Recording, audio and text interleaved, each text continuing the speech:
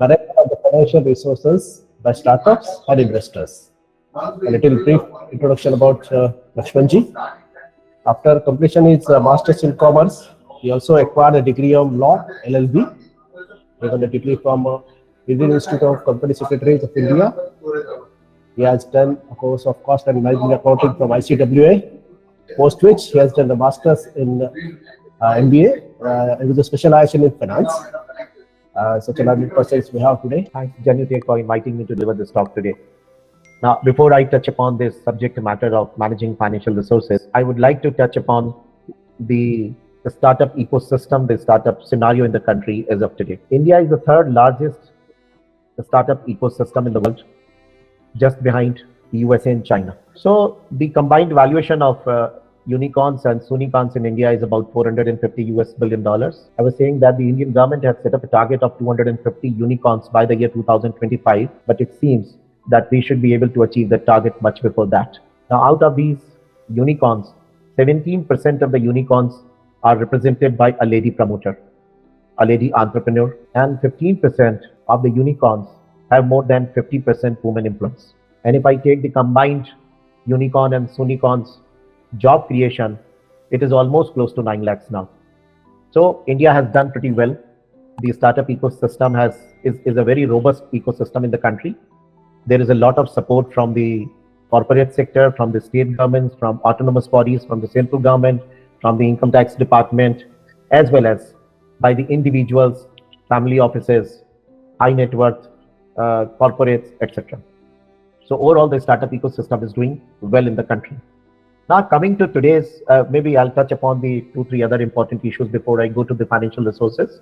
So India has been focusing on top 10 sectors, which are mainly fintech, edtech, health tech, enterprise tech, logistics, media and entertainment, etc., deep technology, where the entire valuation has been created, and most of the companies have been operating into this space. Now, coming to this subject matter of today, financial resources. What exactly does it mean? When we say financial resources, the first impression we get is that there has to be some money in hand, or there has to be some money at my bank account. Whereas if you look at it very closely, all the resources, whether these are tangible resources or intangible resources, not in the form of money as such, they can be converted into monetary terms, and each of these resources has a monetary value which can be assigned to it. There is not even a single resource which cannot be converted into monetary form. Take, for example, a promoter. Let us start with the promoter. When a startup entrepreneur or promoter decides to leave his job and decides to pursue his interest, he might have decided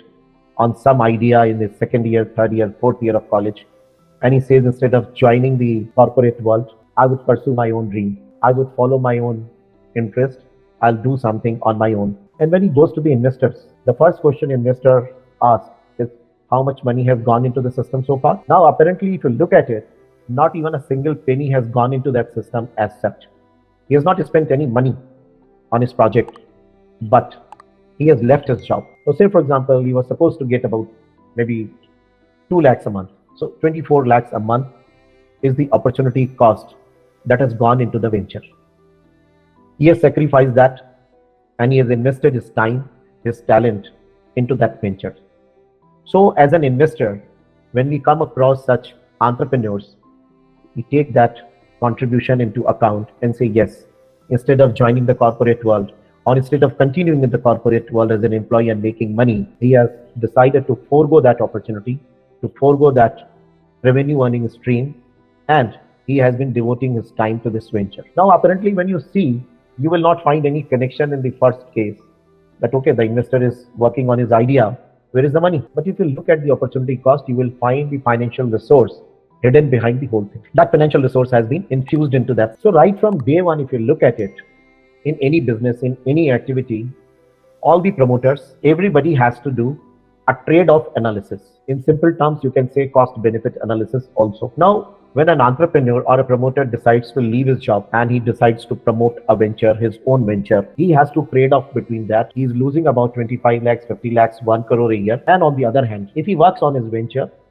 and if his venture is successful, he stands to get more than 1,000 times of the salary he has already foregone by taking this decision to jump from the corporate world to his own venture. So this trade-off or this decision, this way or that way, will be there in all the decisions of the entrepreneurs as well as the investors. Take another example. When an entrepreneur comes on board, he sets up his venture, decides to pursue his dream. Initially, you will find that in most of the cases, in 80% of the cases, he started it all alone. Or maybe in some cases, 10%, you will find that he had a batchmate or he had a roommate who also decided to leave his job and join him. So initially, there are 1 or 2 members who take a call.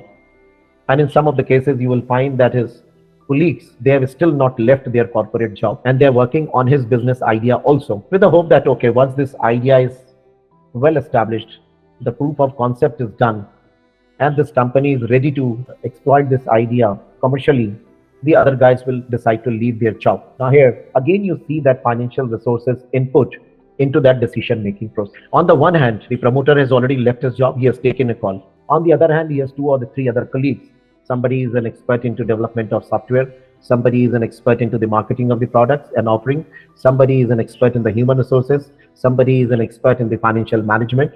He can work as the CFO, but no one else has left his job and joined on a full-time basis. Now, how do you evaluate this situation in terms of money? As an investor, I might say, okay, look, these guys are still not sure of the successful operation of this business idea, and that is why they have not left their job. On the other hand, they might say, look, after doing justice to our existing corporate job, we are devoting at least 6 to 7 hours in the evening, late evenings, night, and maybe the entire weekend, Saturdays and Sundays, we are working on this proposal. So there is a financial input and there is a decision-making process which has resulted into this trade-off. And as an investor, one needs to take into account the financial resources which have gone into the system so far. The next stage on the team itself is, as an investor, we will find that most of these startup entrepreneurs are working solo. They have no other team members.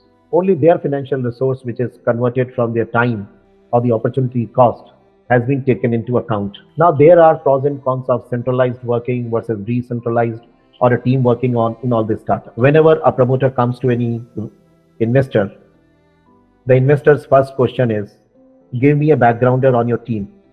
How many guys are you there to take care of this project? So ideally, an investor would expect that there is a CEO, so there is a technical head, there is a marketing head, there is a finance head, which of course is the basic requirement of any team. And this team gives him the confidence to put his money behind this team. As an investor, if you find that the team is dedicated, team is very passionate, any investor would be more than happy to put his money on them. He will not consider the business idea in the first place. He will consider the team strength, team's dedication, passion, etc. in the first place. Now here comes the first question of financial resources. On the one hand, the promoter has left his job and he has spoken to his team members not to leave their respective jobs, continue with their corporate world duties and keep on making some money so that they can contribute some money, some financial resources to the project as and when there is a need. And in case if something goes wrong, they can stay put. Now look at it from the investor's point of view. The investor would also be happy that, okay, these guys are taking their own time. If they leave their job and come on a full-time basis, they would expect some salary, some basic money to survive on. So whatever money the investor is going to put in that venture, a part of that would go to those promoters also as their basic drawings or salaries to take care of their basic requirements. So some investors would be very happy with this kind of a model, and some investors would say, no, we are very, very aggressive. We need the entire team on a full-time basis in the venture, and we are willing to pump in that kind of a money, which takes care of their salaries, their basic requirements.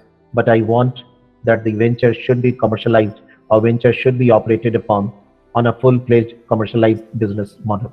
This is another trade-off where the financial resources need to be managed and a perfect trade-off needs to be arrived at. As an investor, my advice to the entrepreneurs would be to go very, very conservative in this space. Number one, their equity is very precious. And in any case, from a financial perspective, equity is always very costly proposition. Debt is always cheaper. So whether you need your team on a full-time basis or you need your team on a part-time basis, till you have reached a particular stage, it is better to go to your parents, your family, your friends, and request them to support you in your venture, instead of going to an investor and diluting your equity. At that point of time, you will not get a very good valuation You will not get a very good premium, but you will be parting with a substantial amount of equity, which can be a very high priced item at a later date. We have the idea, we have the team also. Now, should we go aggressive in the market and push the competition, or should we go slow and steady?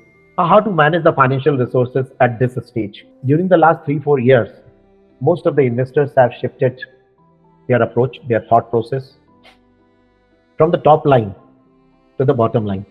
They are least concerned about the revenue. They are more concerned about the unit economics and profitability. Now, here is another dilemma which the promoter and his team or her team need to take a call on. If they find that they are the first mover in that particular market, there would be lots of other competitors lurking in the shadows. But the promoter has to take a call, and he has to take a call based on the investor's perspective also. Else he has to leave that set of investors or investor and go to the other set of investors who would be happy to fund his aggressive marketing, or who would be happy with his going slow and steady, focused on the unit economics and keeping the bottom line in black. My advice would be to the promoters, go slow and steady. Even if you are a first mover in the market, you might capture the market by aggressive investments, by aggressive push. But if tomorrow a close competitor who had been working in a stealth mode, he comes up with an improved version of the product or the service which you are offering, so the entire money which you have spent on aggressive marketing competition goes down the drain. So when you are managing the financial resources, just keep one thing in your mind, that it's your money. Even if it has not come from your own pocket, you need to be frugal about this money. The day you start treating the investors' money as something, okay, we will try this money, so that should not be the approach. The approach should be that let us go slow. In case we are good, our technology is good, our USP is good, we have a very strong offering, we have a very strong team, and I know even if the second person, third person, fourth person comes in that competitive landscape, it's not going to hurt us. We have already made our mark, and maybe we are 1 or 2 years or 3 years ahead of our closest competitor. So let the competitors come. We will be happy to keep them behind us, and with the money, with the aggressive marketing, with the aggressive push, we will be in a position to continue to capture that or hold that market share. In that case, it's really good. We can talk to the investors to pump in as much money as possible and try to capture a major portion of the market. Now, once we have done that, again, at some time, the investors would be concerned about the bottom line. Being the initial mover, we have captured the market. We have spent a lot of money on aggressive marketing and facing the competition. But we need to keep in mind that we need to give the exit to the investors also, maybe over a period of 3 to 5 years. Now, it is at this point of time that you need to decide to handle your financial resources in a better manner.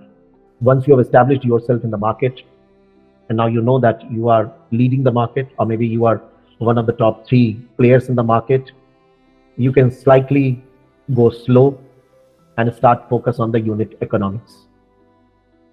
You can try to cut down your expenses. You can try to leverage your capital, whatever you have, and obtain a perfect debt equity mix. Try to leverage whatever equity you have to the maximum multiple. So if you can leverage it 5 times, 6 times, 7 times, 4 times, it's good, as long as you know that the bottom line is in black, not red. But if you try to leverage that same thing by infusing more equity into the system, it will take years to you to remove that red bottom line and convert it into a black bottom line. It takes a lot of time. So at one stage, maybe after a year or so, maybe after 2 years, the promoters need to decide that now they are going to focus on profitability and unit economics, and they will not go for the aggressive push to achieve that top line which has no end.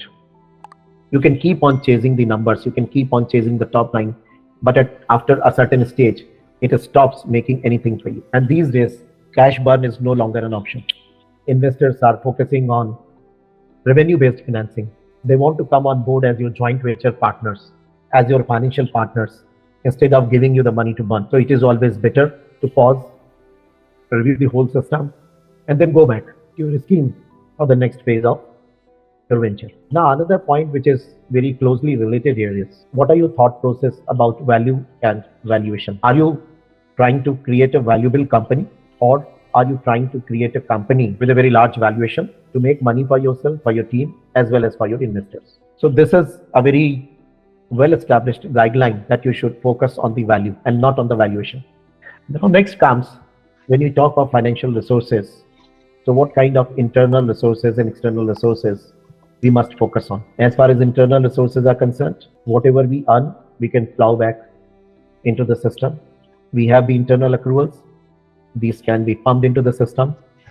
And as far as the external resources are concerned, there are lots of banks, there are government schemes, which help you out with your funding requirements. So how do you manage that? My advice to most of the promoters as well as investors who are sitting on the board of the company is that we should have a very, very strict zero-based budgeting system and a very strong MIS into the system. When I say zero-based budgeting, typically it has been in the large manufacturing sectors for a very long time.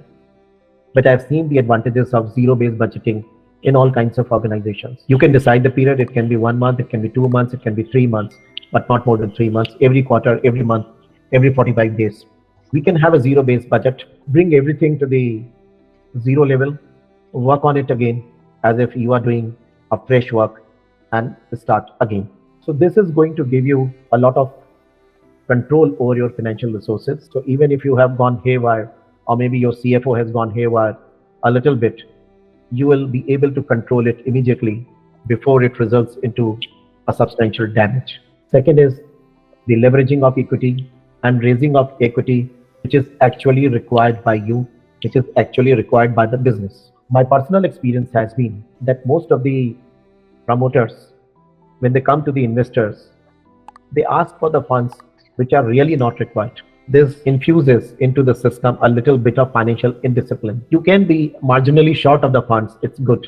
But even if you have 1% of the money which is lying surplus in your accounts, and when you have the surplus money in your account, you tend to infuse that money, incur that money on lots of things which could have been avoided. You know, you have the money, you can spend a lot of money on marketing. So it is always better to be conservative in your estimates. If you really need, say, about 50 lakhs over a period of next 6 months, go for that money only. Don't go for 51 lakhs. So ultimately, money has its own cost, irrespective of the point of time you take that. And in the process, you will be diluting a lot of your stake, which can come handy when your company has become a valuable company. You can always leverage your holding, even if it is an unlisted entity, and you can raise a lot of money against your shares, even if these are not listed in any stock exchange. So it is always better to keep that money with yourself and do not spend. Now I'll touch upon a couple of challenges. There is always a mismatch between the requirement and the expectations of the investors, and that becomes a bone of contention between the promoters and the existing investors, as well as between the promoters, existing investors, and prospective potential investors. So this financial mismatch leads into a kind of stalemate where the promoters are not in a position to raise the next round of funding, and they lose a lot of valuable time in the process. And by the time they realize that they are already late, they are into some kind of a situation where they find it very difficult to survive for the next maybe 3 to 6 months. And this we have seen in a number of cases that the companies have been doing exceedingly well. They have been managing their finances pretty well, but owing to this mismatch in their expectations, they lose a lot of time. They don't raise the money in time. And at times they ask for the valuations which are quite unrealistic. As I said earlier, they are always chasing the valuations instead of chasing the value. And in the process, they suffer. So as far as the financial management of financial resources is concerned, I would say that it is always better to talk to the investors to become your partners as JV partners. Go for the revenue-based financing instead of pure dilution of equity, so that they have also their skin in the game. You are also focused. Now, if you look at the data of 2022, you will find that around 24% to 30% of the promoters, they have decided not to chase the numbers, not to chase the top line, not to chase the turnover. They have decided to focus on the bottom line, on the unit economics. The idea is, do we want revenue at the cost of profitability, or do we want the business to be profitable irrespective of the top line? So this is a very crucial decision in the management of financial resources, which has to be taken by the promoters and investors jointly and come to a common ground. Now, when we try to raise the money from the investors, we have lots of options. We can go for the CCDs, we can go for the CCPS, or we can go for the plain vanilla equity. Now here again, the valuation factor comes into play. most of the investors who are not sure of the valuation, or the promoters also who are also not sure of the future projection and or maybe CCPS. But the equity investors who think that they are putting in their risk capital into the project, they would be happy to go for the vanilla equity stake in the company and go ahead. But it is always advisable to keep an appropriate mix of both the instruments so that you can bring in all kinds of investors on board and your fundraising activities become a lot easier for you. Otherwise, if you simply focus on one thing, it becomes very difficult for you. Now, I will briefly touch upon the budgetary provisions. Nothing significant has come out from this budget. Of course, the carry forward of losses has been extended from 7 years to 10 years. The companies which had been incorporated between 2016 to 2024, these are now covered and they can go to the interministerial board, IMB, and get their ventures companies certified to raise the money. But the operations have not been very smooth against the total number of startups in the country, which is close to 90,000 now. Only 1,000 companies or startups have been registered with IMB till date.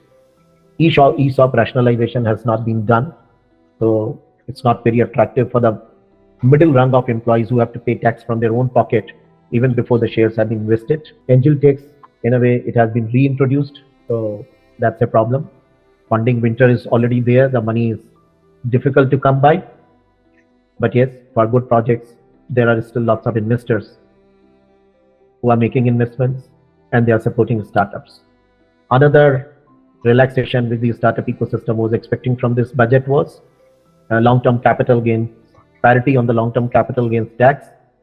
So for a listed company, it is 10%. For an unlisted company, it is 20%. So that's a bit unfair for the investors in the startup ecosystem. I think a lot of industry groups have gone to the finance minister, and before this bill is passed and the act is enacted, I think something should work out from this system. There are a couple of challenges which startup founders are facing in general. The two challenges are the main. One is the lack of skilled manpower.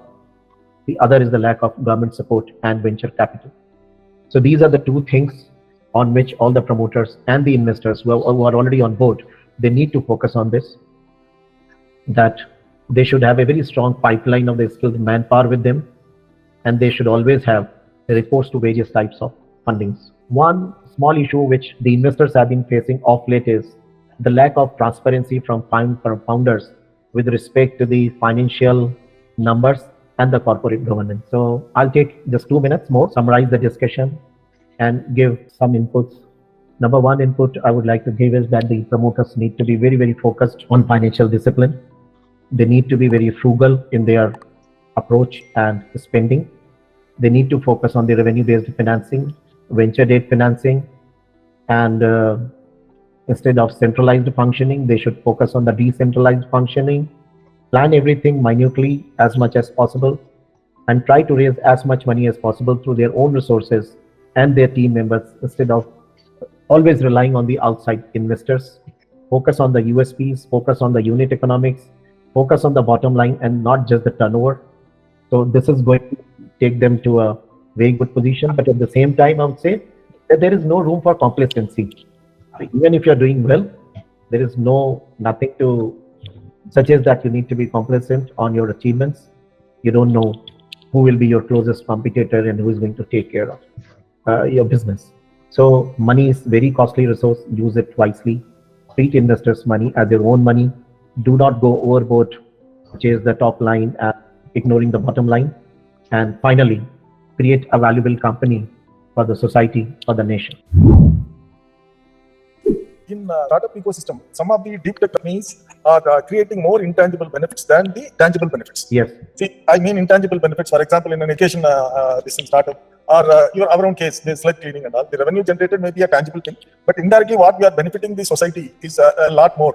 Right? When the technology equipment comes in, even the down the line, even the caste barriers, the designations as per the birth or a caste of a person, that also can vanish if the technology adoption is happening. Yes. So these factors are not brought into the valuation system Because again, the valuation systems, whatever DCF method or whatever MPV method, all these methods, so again they go with the tangible number game. Yes. Is there a way where we can incorporate the social return on investment Yes. as a part of the system? Yes. You see, I personally feel that there are lots of impact investment funds these days, and social impact investment funds, they are working very well. Okay. And they're spending a lot of money on these startups and on the businesses which are doing these kind of services. So typically when you go to a typical commercial investor, he may not attach any value to it, or maybe the local government, the local corporation or the local municipal corporation may not bother about these things because they are used to these sludges and all that for the last over 70 years. But if you go to the large corporates and social impact funds, particularly outside India, you will find there are lots and lots of takers, and they have deep pockets, and you give them anything which is related to the social impact or improving the lives of the people, they will open the money bags for you. And they are quite big in terms of money, in terms of resources, in terms of lending you their technical manpower also. Okay. And they can give you the people maybe you cannot afford on your own, maybe after 5 years also.